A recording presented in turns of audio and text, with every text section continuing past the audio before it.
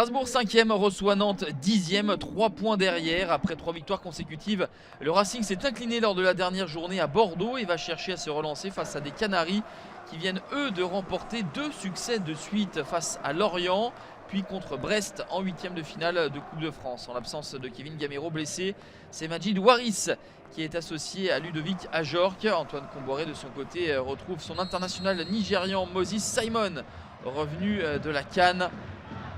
Au match aller, il y avait eu une belle empoignade entre les deux équipes, 2 buts partout au final.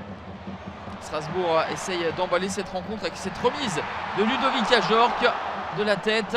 Le centre ensuite de Waris.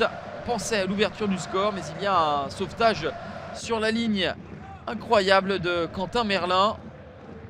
Passé cette chaude alerte, les Canaries vont réagir avec ce centre de Fabio et la belle intervention de Madsels et qui se jette bien pour devancer l'attaquant nantais.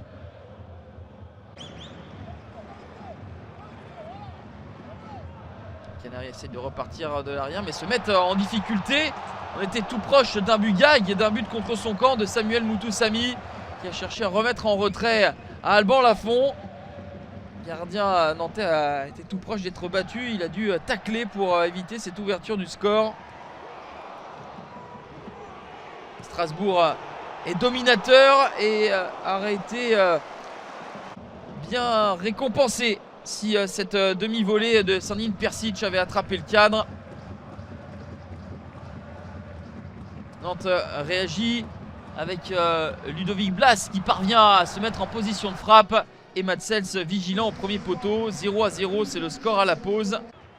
Strasbourg a remporté 6 matchs à la Méno depuis le début de la saison.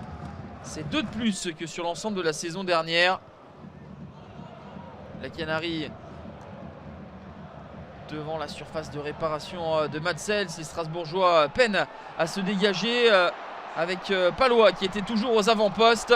C'est le défenseur central nantais qui essayait de retrouver un partenaire. Le travail de percussion de Randal Colomwani, lui qui a paraphé un contrat pour la saison prochaine avec le club allemand de l'Eintracht Francfort. Et finalement, dans cette partie où chacune des deux équipes aurait pu ouvrir le score, c'est Strasbourg qui marque en premier à la 74e minute grâce à son capitaine Dimitri Liénard.